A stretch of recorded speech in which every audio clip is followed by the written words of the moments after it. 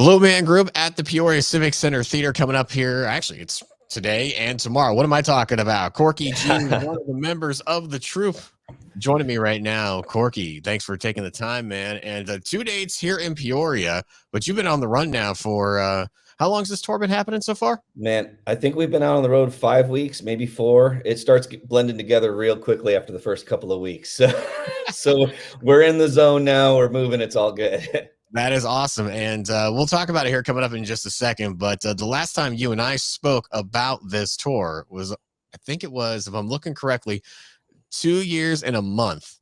And that's when the pandemic happened because you were supposed to be in Peoria. That's what we were talking about then. Yes.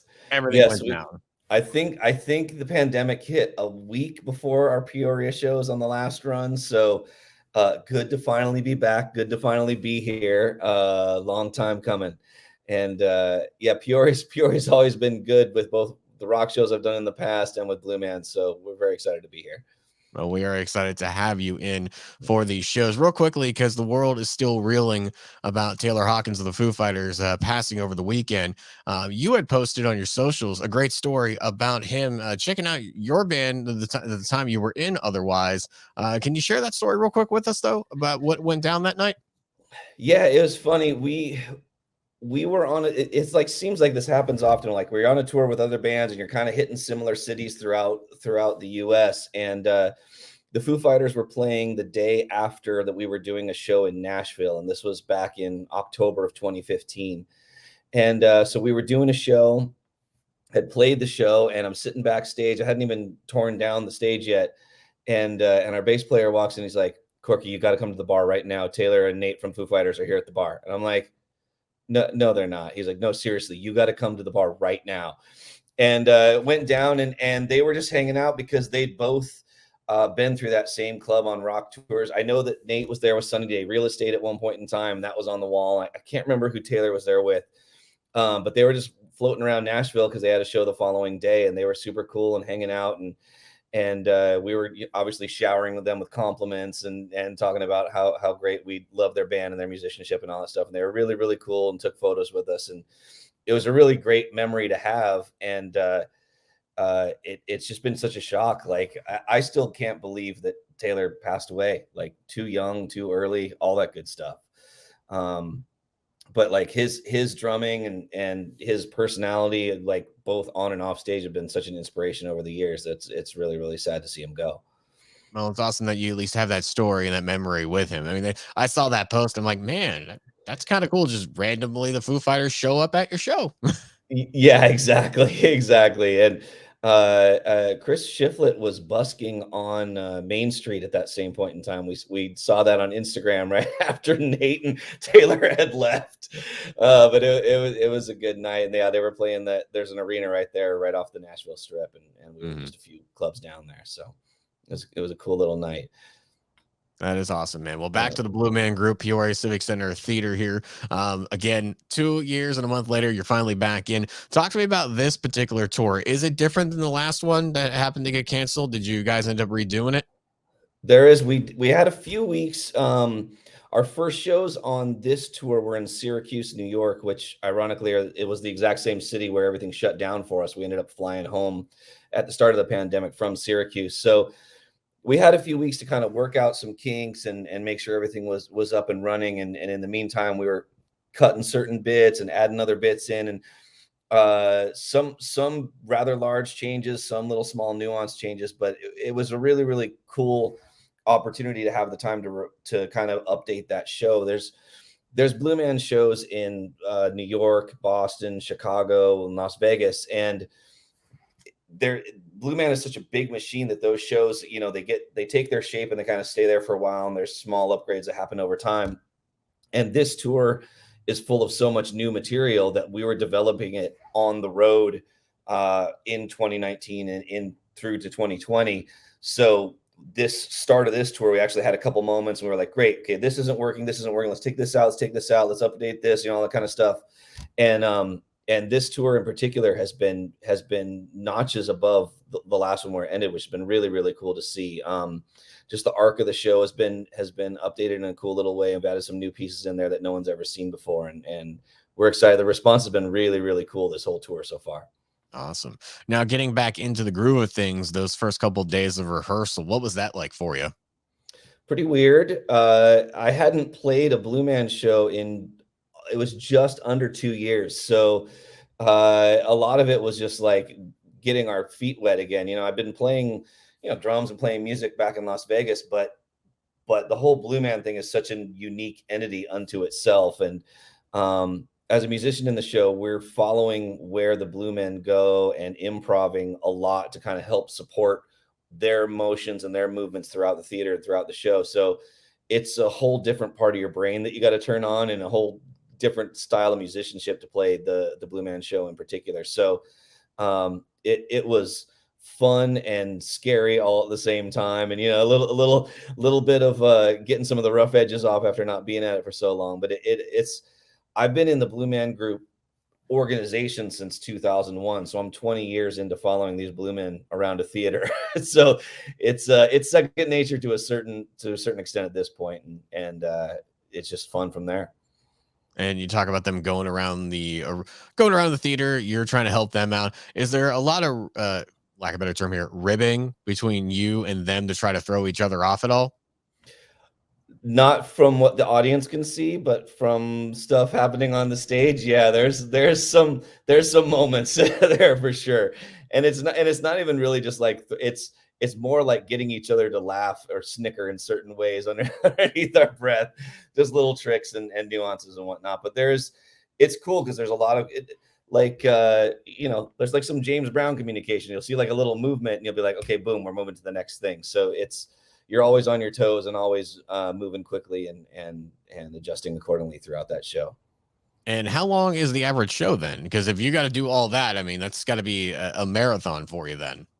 Yeah, I mean, there's definitely like acting bits and stuff that the Blue Men are doing, but what does it run in, like somewhere in the 80 to 90 minute range? It's like a typical headline show. But there's a lot of back and forth. There's musical pieces and then there's skits that the Blue Men do where there's like, that's kind of where they're able to show more of their personality and some of the comedy and charm when they're doing those specific bits. And then the music stuff is just all sorts of crazy, different instruments. And there's a piece in this show where the audience is involved in creating the music piece. It's really hard to describe until you see it, but the audience actually shapes the piece through samples that they collect through the audience, and we create a song around it. So it's a lot of fun. Interesting. Yes. Very, very different from night to night, and you never know what you're going to get. I was just going to ask, how does that vary from night to night for you? Yes. It's like I say, everything in that show is keeping on your toes, and it's for me, it's part of the fun. After 20 years, you can keep doing those kind of gigs because literally from night to night, you have no idea what you're going to get, and you're just making it up as you go. There's lots of parts that are written and shaped and whatnot, but the improv as a musician, the improv is quite fun. Now, going back to the thing that the audience makes, you said you've been doing the tour now for about 5 weeks. What has been the strangest sample, if you will, that you've gotten from the audience to date, if you can describe it at all? Well, there's some meowing that happens like a cat. Yeah. I love like your hesitation on Yeah. And honestly, like putting the microphone in front of a kid is a lot different than in front of an adult, and so you get surprised along the way. It's fun. That is awesome. Do you have a favorite part of this particular show right now? Favorite part? Man, you know what? Like honestly, that one where we're collecting songs or samples from the audience is probably one of my favorite parts. There's another one where like we're playing a song that Blue Man hasn't done in over 20 years, like an old vintage song. That's a lot of fun because again, I don't play that in any other Blue Man show. And then there's one that involves chickens. That's as far as I'm going to go. Okay. All right. The intrigue you give me more and more every time. Cat Yeah. sounds, kids with microphones, chickens. This is what you could expect. Yeah, yeah. It's very far outside of my, rock and roll background, but there is a thread that goes throughout that actually Mhm. still works, which is why, I personally still have a lot of fun with this show. That is awesome. Yeah. And you talked about how you've been in this group or a part of the group for, 20 years now. Has there been, and we talked about the favorite part of this show, but what about overall? Has there been a favorite show you've done in, like, say, Vegas, or a favorite tour that you've done? Yeah, I mean, what springs to mind, like the first tour I ever did was something called the Complex Rock Tour, which was in 2003. And back then I was the youngest kid on tour, and it was my first tour ever. So I was having a blast. And it was like 9 musicians on stage, and Mark Brickman, who had worked with, like, Pink Floyd and all these like crazy acts from for the day, had like designed the stage. And it was like amphitheaters and arenas, so a whole kind of different style of tour in its entirety. And that show was a lot of fun. It was playing for me. It was a lot of the rooms that I'd always dreamed of playing as a kid, and all of a sudden we were going through those same venues, which was awesome. And like I say, that one was in particular a very large rock spectacle, and they filmed it and put it out on a DVD. And like the only platinum plaque I have on my wall is from that tour back in 2003, from the Complex Rock Tour. So uh, that was a lot of fun. I'd also done, like, in the middle of that tour, we did 3 appearances on the Tonight Show with Jay Leno, which was a blast. Like, those are my first TV performances, as well. So there's a lot of fond memories from that. Um, and then a few years later, we did the Latin Grammy Awards with Ricky Martin, Oh, and wow. that was fun. Yeah, so there's been a bunch of fun things along the way that have been cool with Blue Man over the years, for sure. And no doubt you've done a lot of great things. You mentioned Ricky Martin. Who else have you been able to perform with then, in terms of the group? Goodness. We did a show in Utah called the Stadium of Fire, and Miley Cyrus wasn't on stage with us. It was like the same bill. It was Blue Man Group and Miley Cyrus, of all things. That was my first stadium gig in front of like 60,000 people or 80,000, whatever the heck it was. And I do remember, because the band would set up on stage, and we're there and we're ready and kind of in the dark, and then like the Blue Men came on, and the roar of a stadium is unlike anything I've ever heard before from the stage. So there's all these like little memories in the back of my head from all these, little performances here and there that were fun. And most of the time it's just Blue Man, on a bill with somebody else and that kind of thing. But the Ricky Martin thing was a unique experience. I know Blue Man's also doing a run where they're guesting with AJR right now, and had done some work with him. So there's Blue Men and stuff happening everywhere all the time. No doubt. Yeah. That is awesome. PeoriaCivicCenter.com for the tickets for our Peoria Civic Center Theater show here tonight and tomorrow. Plenty of tickets available for both those shows, so make sure you check it out. And your role currently on this tour is?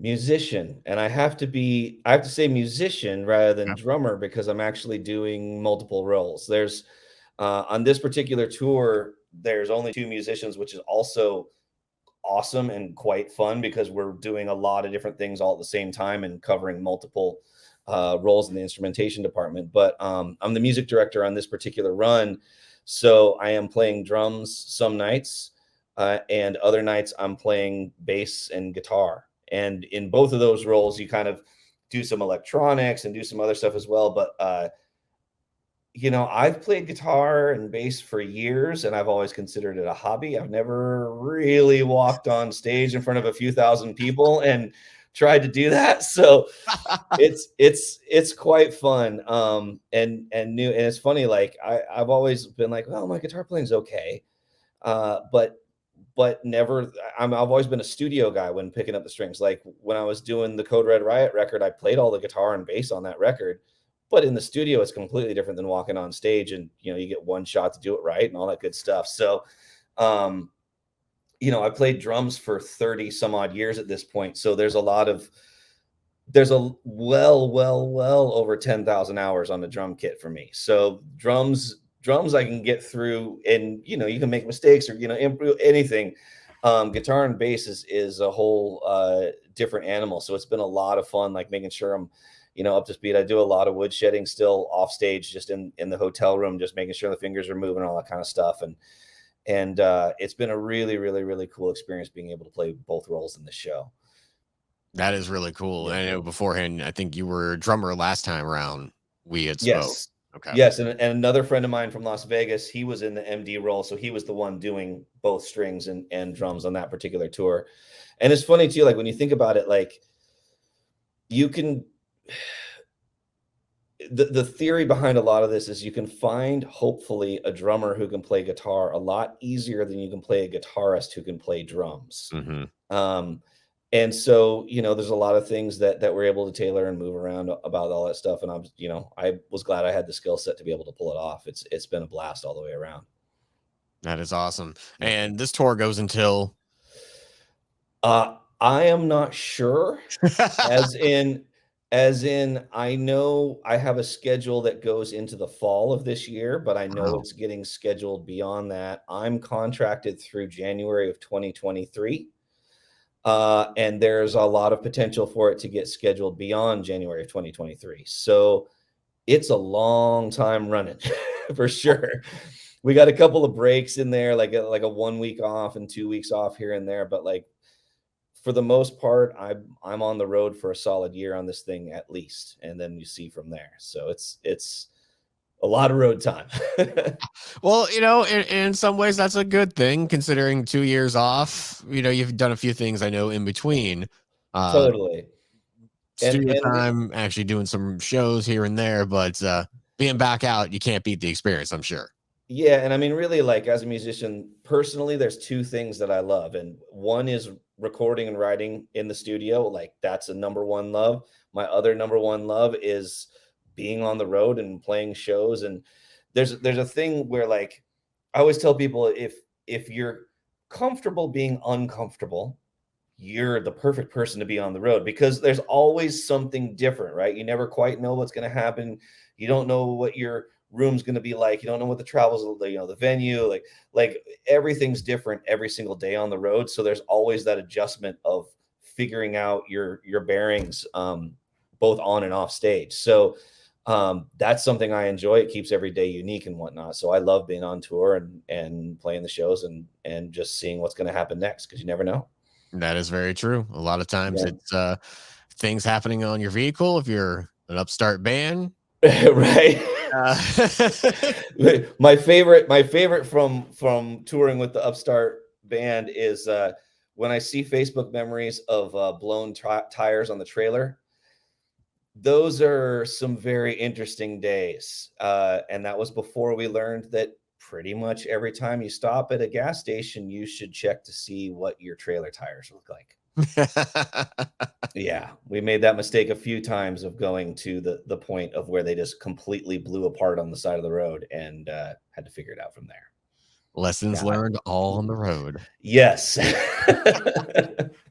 So, to all you bands out there listening, there's a lesson you can take from Corky right now. Yes, always check your tires at every stop, and make sure the bus is full before leaving the stop, so you don't leave anybody behind. Have you left somebody behind before? I don't think we actually did, but every once in a while there'd be like wait, where's so and so, and then trying to make sure. But yeah, God, you know what? No, we did once. I do remember once, and it was on one of those stretches of road where it's like a toll road, and you're like going through the toll, and you have like 10 miles to go around before you could turn around, and there was someone still back at the gas station, past that was. I do remember that pretty specifically. I don't remember what state we were in, but I don't even remember who was left behind. It was just like it was that thing of like, we did what? Oh, okay. And going You from were there. driving at the time. I remember, I think I discovered that someone was not there, but we were long gone. And yeah. The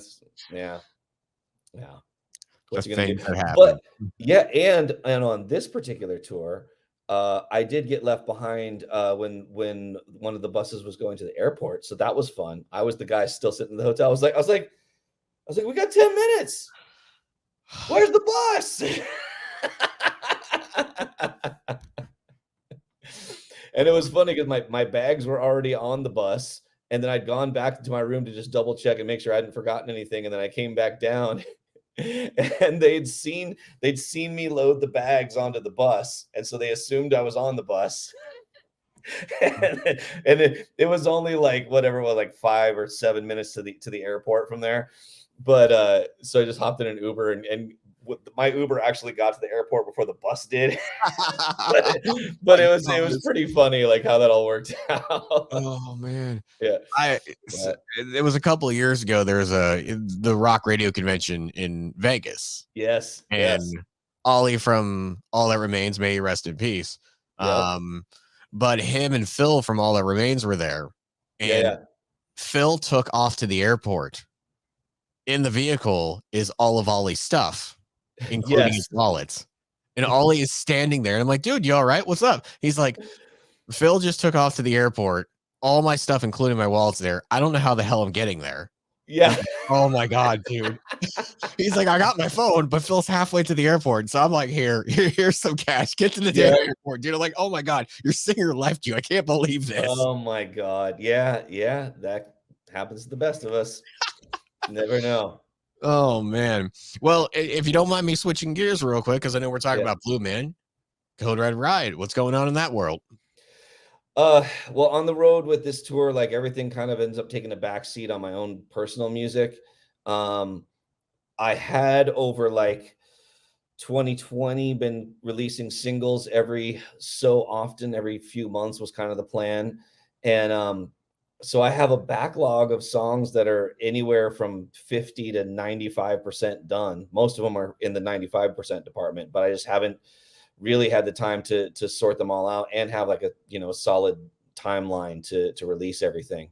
But there is more music in the pipeline, more stuff recorded, and I'd split with the record label a while back too that had done the first record, which as an independent artist gives you a lot more opportunity to do some fun stuff. So the original plan with that band was to have a bunch of friends from Las Vegas to collaborate on songs with and all that kind of stuff. So more of that's coming down the pipeline as well, which is a lot of fun. So yeah, so it's there, and it's like when I am back home and have time to really focus on it, there'll be more Code Red Riot music for sure. I love also like releasing lyric videos every time I release a song. Like it's just nice to have visuals to go along with it. So some of the videos I've done myself in the past, and then honestly, like found a friend online who's a guy in Mexico who's been making a lot of my most recent lyric videos, and he's been really, really great to collaborate with. So I have a feeling I'll continue working with that guy, or someone else that I find that really has a solid skill set on that. Because it's funny how long videos can take if you do them yourself. I'll tell you that.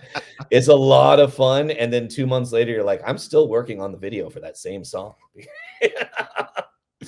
So yeah, it's I love doing video. It's a lot of fun, but it's very time consuming. So you kind of weigh your options on doing it yourself or finding someone who can do it, and being able to focus on the music that way on the side. 2 months versus 2 weeks. Pretty much, yes. Well, awesome. Looking forward to seeing when the music comes down, when that time is right. And of course, again, sure. tonight, tomorrow, we've got our friends in Blue Man Group with Corky over. Now, hold on. What are you playing on these shows? Do you know? Tonight on Monday, I am playing bass and guitar, and on Tuesday, I'm playing drums. All right. Well, you can check out Corky switching it up depending on which night you go. Yes. PeoriaCivicCenter.com for your tickets. Check out the Blue Man Group. Corky, thank you so much. Thank you so much for having me, Wes. Great to talk with you as always.